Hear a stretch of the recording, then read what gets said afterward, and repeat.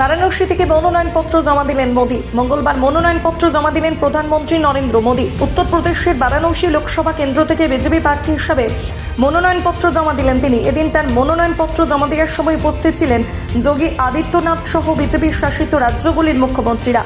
সকালে দশাশ্বমেধ ঘাটে পুজো দেন তিনি।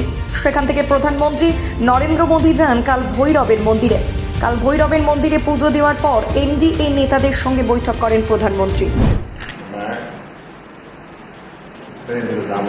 मोदी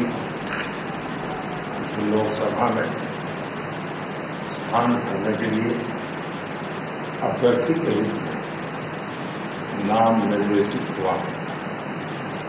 ईश्वर की शपथ लेता हूं, सत्य निष्ठा से प्रतिज्ञा करता हूं कि मैं विधि द्वारा स्थापित भारत के संविधान प्रति सच्ची श्रद्धा और निष्ठा रखूंगा और मैं भारत की प्रभुता और अखंडता अक्षुण्ण रखूंगा।